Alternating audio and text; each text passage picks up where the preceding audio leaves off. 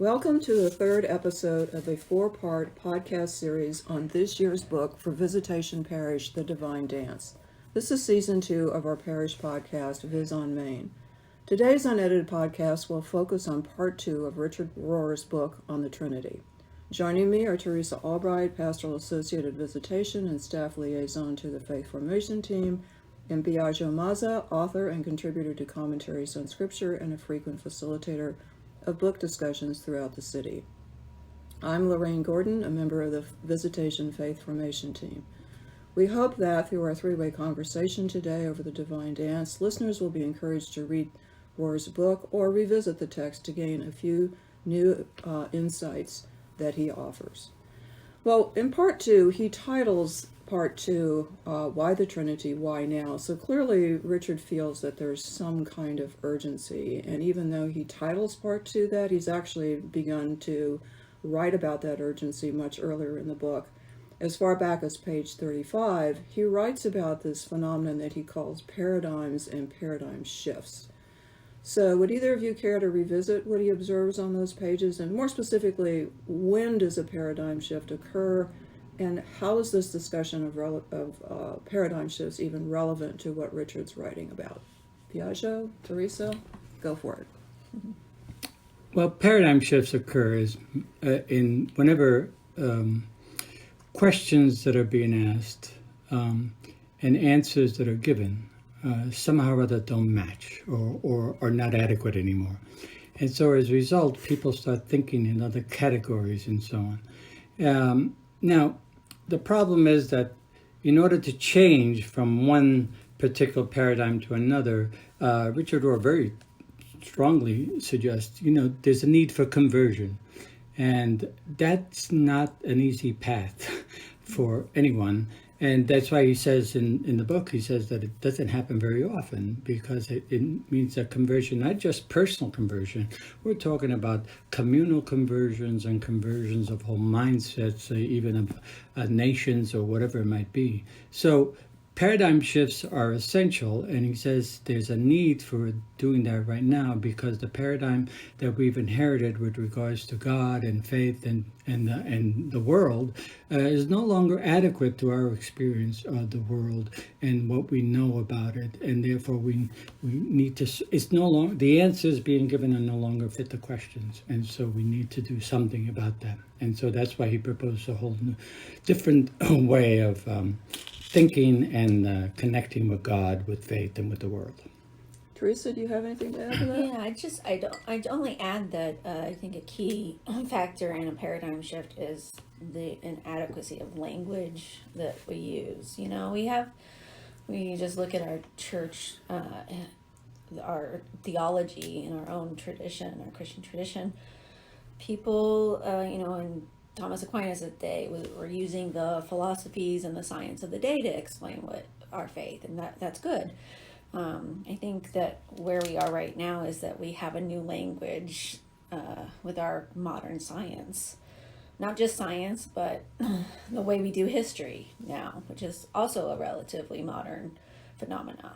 So our language of how we understand our world has changed, and so our faith and how we approach it and what words we use and what concepts we, anytime you're talking about faith, you're using metaphor. We talked about that in one of our podcasts. But in order for a metaphor to be effective in explaining a mystery, that metaphor has to be relevant to the time, And so I think we're at a paradigm shift right now of what language do we use to explain our faith. It needs to be language that makes sense to people nowadays. Right. And I think one thing I would emphasize, and I would use the example of the paradigm shift from the sort of earth-centered view of the universe to the sun-centered view of the universe, or paradigm of the universe, that there's always going to be a built-in resistance.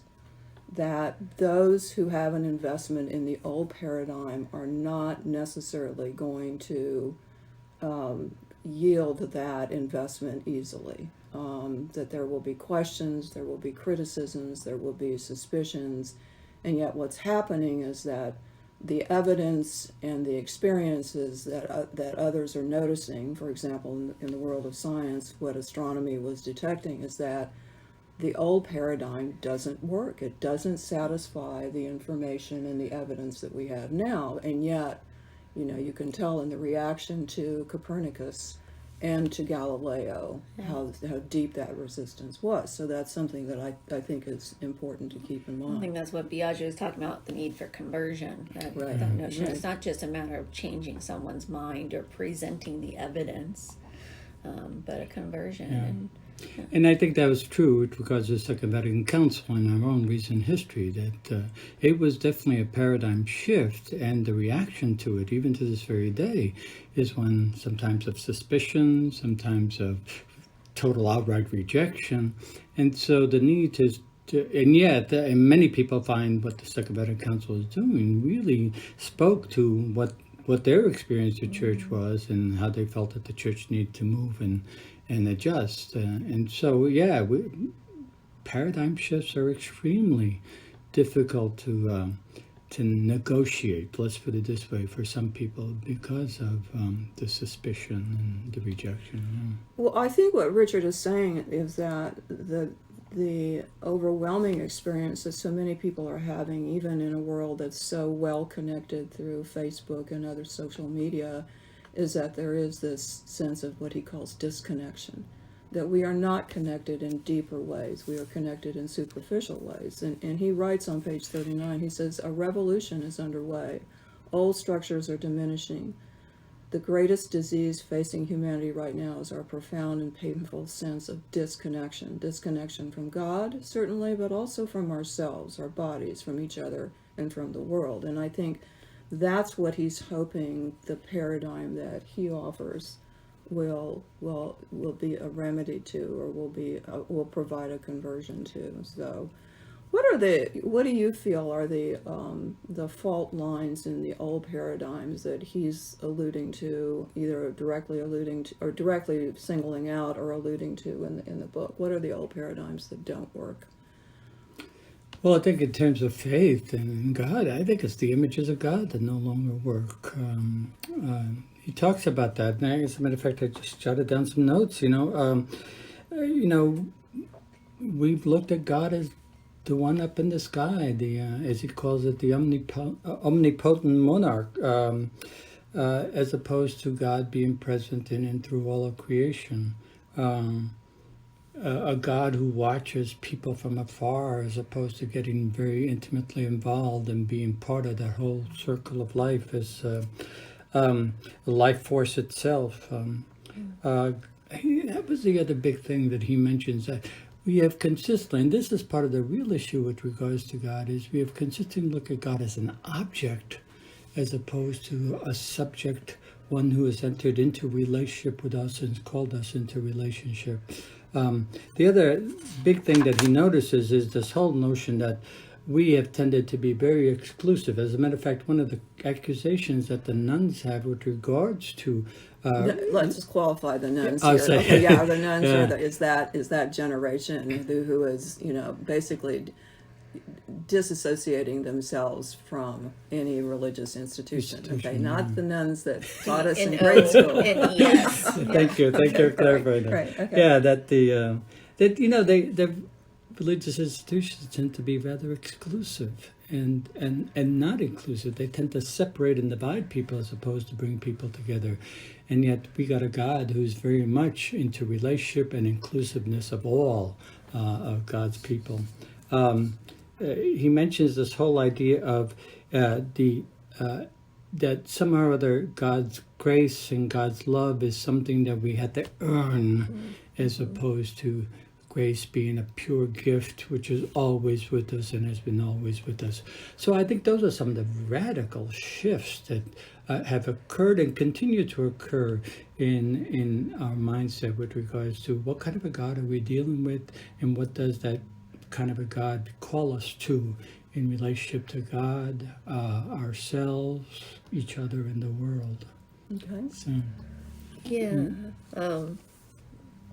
I would agree that one of the biggest paradigm shifts that we're going toward is to no longer see God as so distant from us. Although, what Richard is bringing us to is to reach back out to that feeling of transcendence. But there's a difference between seeing God as totally other than us, and therefore making God an object, like you said, Biagio. That's very much certainly not a Christian understanding of God, and as God as object, but more than just subject too, that we're in a relationship. Richard's using the word he uses is energy or life force. Life force, yeah. The word that maybe Karl Rahner would use was the ground of all being, right? I think what Richard is saying we're moving towards is an understanding of God as ultimate participant.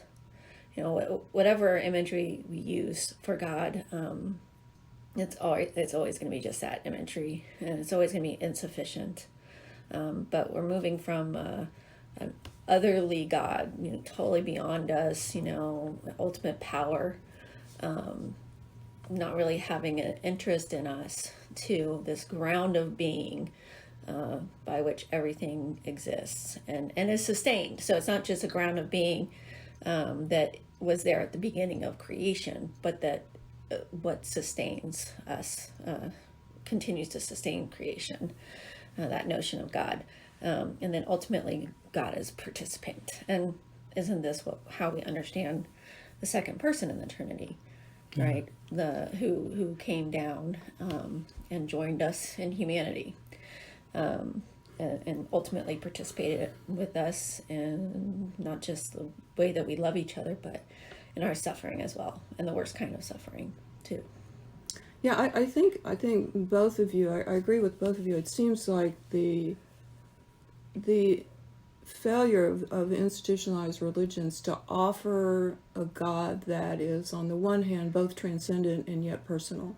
And that's, we go back to that his bedrock is always paradox, right? We're dealing with someone, with a being who is both transcendent and yet personal, and that's, It's very Catholic. It's very Catholic, but it's also it's a mystery. I mean, in the sense that, I think he, on the one hand, he can point out the faults of the old system. On the other hand, he also is very cautious and actually warns against this idea of pulling God down, of robbing God of being beyond and beyond us and being holy and being transcendent, and he refers specifically to that in, I think, around page 156, where he's talking about this movement, in the last few decades to make God, as he says, chummy, and he refers to this film Dogma, in which there's a buddy Christ, and he says, he understands that as a reaction to the more removed, eternal, sort of person looking down. But on the other hand, he says, if we do that, then we deny a fuller portrait. Rejecting God's transcendence altogether denies the fountainhead of God's very transformative power. When we pull God out of the heavens, we suffer from a real transcendence deficit.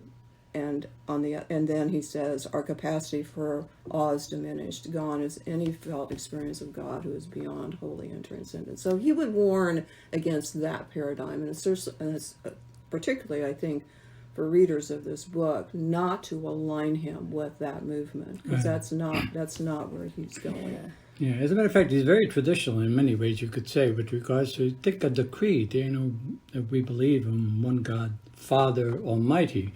Father, very close and intimate, and at the very same time, Almighty, being a transcendent. So both are there, and both have to be kept in some sort of dynamic balance, otherwise we lose the whole image of who and what God is all about. Right. And I like the way he has these diagnoses. He says it's a transcendence deficit disorder, or and more importantly, a Trinity deficit disorder, which I like the way he did that. Well, his conclusion is that there is a revolution underway, whether we want to, sort of acknowledge it or even endorse it or consider it. The old plausibility structures of divinity are diminishing, and he asked this question: are we ready to let go of what's no longer working and embrace the paradigm that's always been emerging?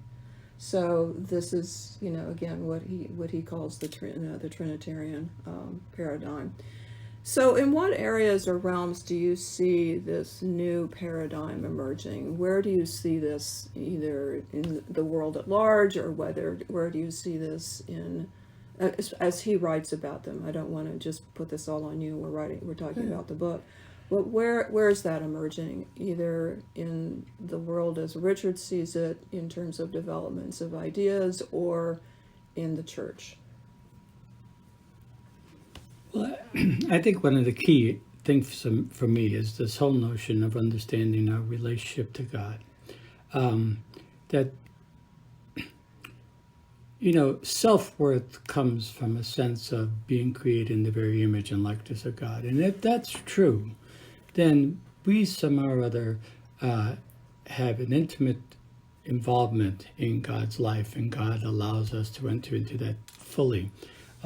So as a result, I think the more we as just basic human beings can acknowledge the fact that we are so connected to God, and God is so connected to us, that we become one human family, not just in terms of humanity, but in terms of all of creation.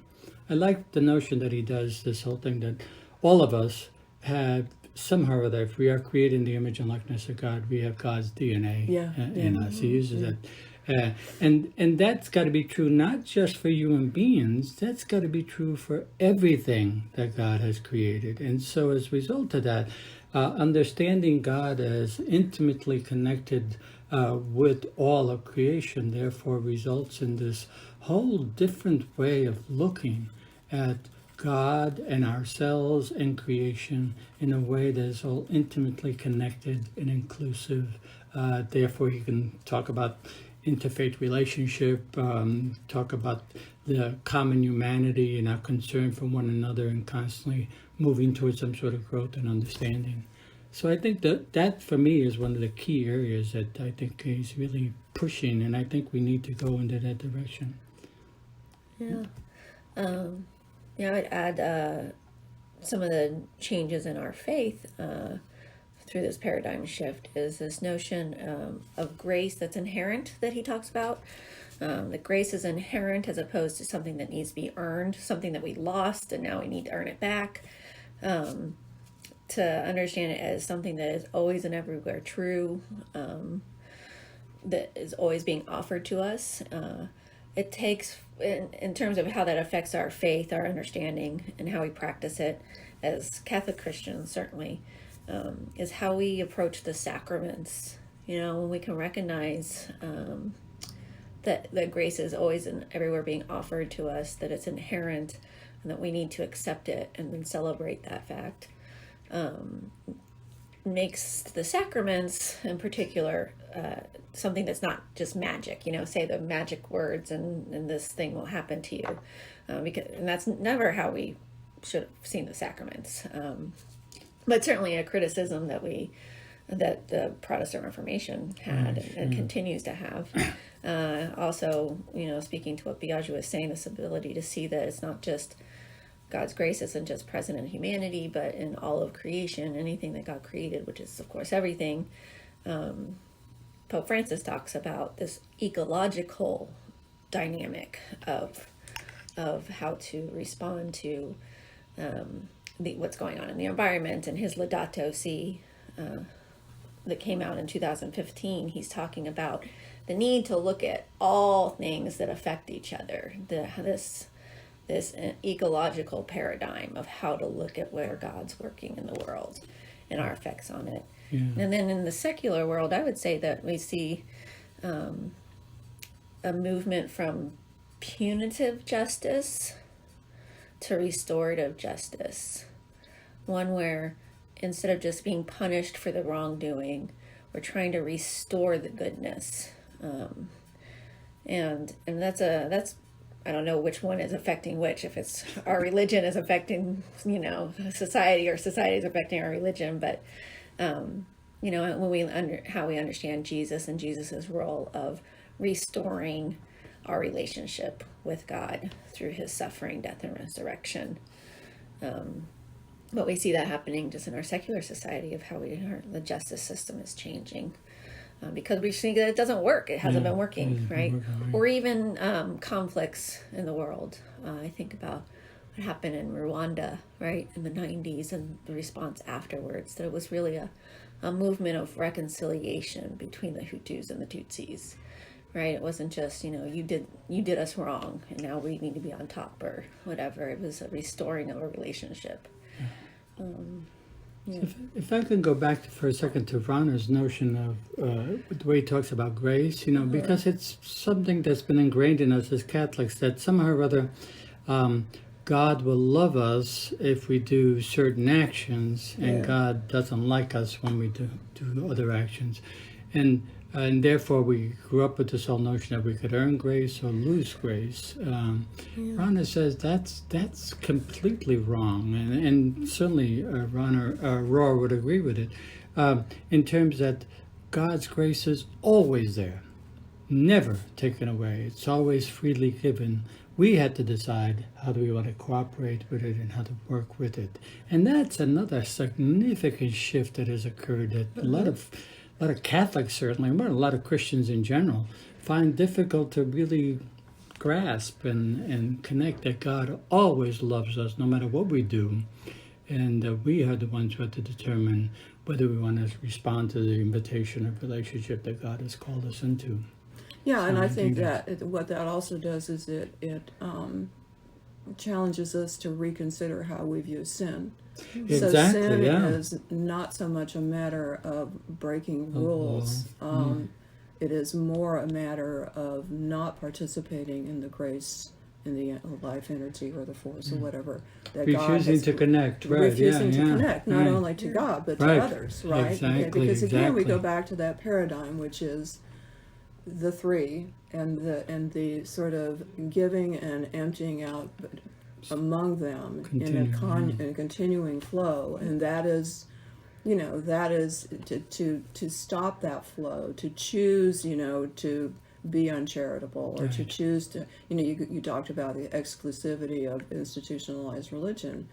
That in and of itself, we always think of sin as personal. Well, sin could be religious or it could be social. Absolutely. Right? Exactly. Systemic, it could be systemic. So, the other thing that I sort of got very interested in and probably went down too many rabbit holes as I was reading this book was the way in which, when we talk about God's DNA in creation, we have to talk about the material world.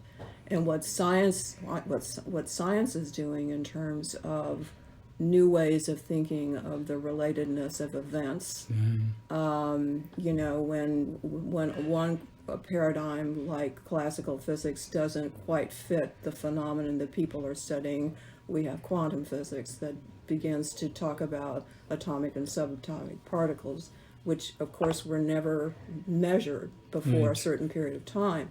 But in the world of science, and maybe Teresa, I was going to ask you to kind of elaborate this, how there is an emerging shaping of a paradigm where things are related that we never considered being related. Yeah. Or being connected, I guess is a better word. Yeah, I think that describes where science is today. And I want to reiterate that when we look at all of human history, where science is now and how fast it's moved and what we've discovered is vastly different than where it ever had a place in the first, however million years of human history. So we are in new territory. We need to, I think, and be good to ourselves and recognize that we're going to have to understand these new metaphors and new ways of looking at the world. But anyway, where science is, in the early days of the scientific revolution, things were observed and objectified and broken down and broken apart and categorized. That was kind of the mode and method of doing science in the early days, right? And I think rightly so, the backlash of faith leaders was that, no, we can't break it down like that. And that's fine. But science is actually I don't know if a scientist would agree with me on this, but some would, yeah, sure.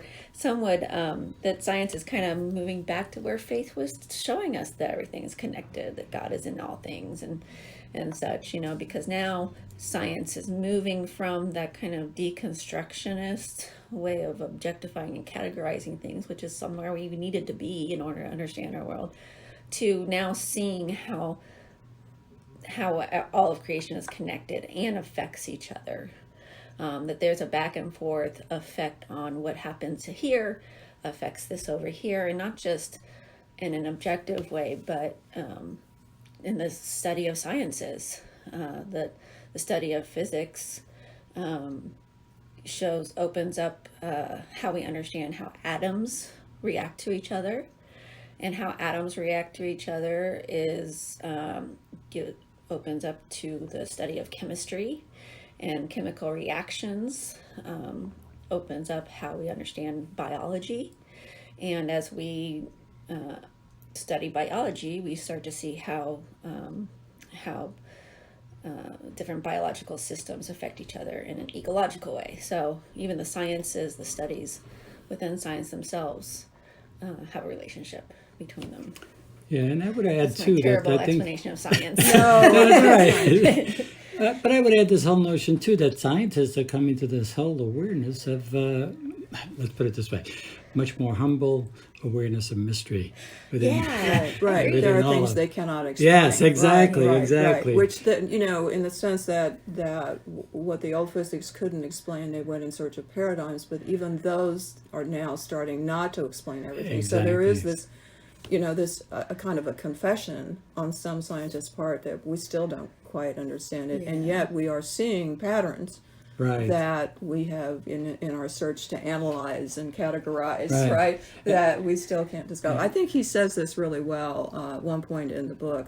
Scientists are discovering as they compare their observations through microscopes with the scientists through telescopes that there is a pattern of neutrons and protons and atoms are similar to the patterns of planets, stars, and galaxies. Both are in orbit, and all is relational to everything else. So there's that Trinitarian, that idea of being in orbit, of flow, of relationship. It's very, very seated there. And I think, again, the mystery and awe that comes from just observing that and saying, oh my, we didn't know Yes. this. So Right. this is a new awareness that we God need is to bigger tap than we in. ever could Yes, imagine. exactly. Well, and he will say at certain points, who is this God? Right, Who can do exactly. this? And the fact that the universe is continually expanding, gives power to this, to the presence of the Spirit. It's Right. still there. It's ongoing. It going. won't, we don't know when it will stop, if it will stop. Yeah. Rohr talks about how we, in the past, have made God too small. Mhm. Yes, Exactly. right. Yeah. Right. And so with these two worlds, the worlds of science and religion or faith, are actually showing the same, or and I don't know if you would put it that science is catching on to religion. That's because I'm a religious Yeah, person. right. But Scientists- I think sort of Yeah. objectively speaking, if we can be objective, Right. that all this is, this is all kind of coalescing and coming together in a pretty amazing way. And I think I'm really glad that Rohr is willing in his writings and in his talks to talk about science, because that's always been the taboo, that the two of these two worlds cannot, in any way enmesh or, talk to each other or complement each other. And he's not unwilling to go there, even if some And scientists again, would- going back to his DNA, if everything comes into being as a result of the Creator's work, then obviously all of creation has to have that relationship, that same connection. to one another. Right. Yeah, So- I just want to mention that, in my opinion, I think that's what makes Richard Rohr such a great evangelist. That he is recognizing what language people are experiencing their world in. And so that's why he can draw so many people, including, by the way, so many NONES, young people, nuns who are not affiliated. He's reaching them in ways that other traditional institutionalized religion isn't. because he's using that language of science. Because, our kids are growing up with that language of understanding their world more than even Right. I did, Exactly. Yeah. 30 years ago going through grade school. They have a whole other understanding and set of words and to explain reality. He's tapping into that. The other language that he's using, which I think is something that has happened since the Second Vatican Council, especially for Catholics, is the language of Scripture. Yeah, I mean, he it's true. continually connects the insights of the world and of one another, of God, to Scripture, saying how really relevant the Scripture and the different images that we get of God in Scripture speak to us today and connect with what's going on today. Yeah. How prescient Paul and Yeah, John were. Exactly, way ahead of their times, the insights. He calls that the mystical insight, if you want. People who might not have known exactly the facts, but they had an intuition and a kind of an insight that others didn't seem to pick up on or have. Well, at the same time that this generation that you speak of that is so, becomes so aware of all the changes and all the developments in science, those are the same people who feel the disconnection, who with as many friends as they might have on Facebook, they sometimes often apparently feel that there's still a deeper connection to be made, and they are very interested in the mystical. Right. And and I think that's another paradigm shift, at least that I've seen in the emphasis of the church in the time since I've been a Catholic, and I grew up a cradle Catholic, is this new, all of a sudden there are these people that we're reading Meister Eckhart, we're reading, people that I hadn't, no one ever talked about those in parochial school or in my high school or even in my college. Those were things that's an important paradigm, and apparently one that we owe more to the Eastern Church than we do to the Western Church. Exactly, So I guess I want to end with, what is it that we gain if we're afraid of the paradigm shift? What is it that we gain if we go with the paradigm shift? And I think there's a point in which he sort of says this, but I want to hear from you, because I'd like to quote Rohr, because again, I love text. So what is it that we gain if we consider or convert to this new paradigm? We gain a whole new understanding of ourselves, of God, of creation, and the whole world, especially in terms of interconnectedness. And it opens an entire new way of relating to people who are completely different from us, have a different language, different color, whatever it might be. And as a result of that, it makes us, first of all, more of a human family. And secondly, it enables us to be more humble. I think he constantly more humble in the sense that we are unique, yes, but we are also connected to all these other unique things that are out there.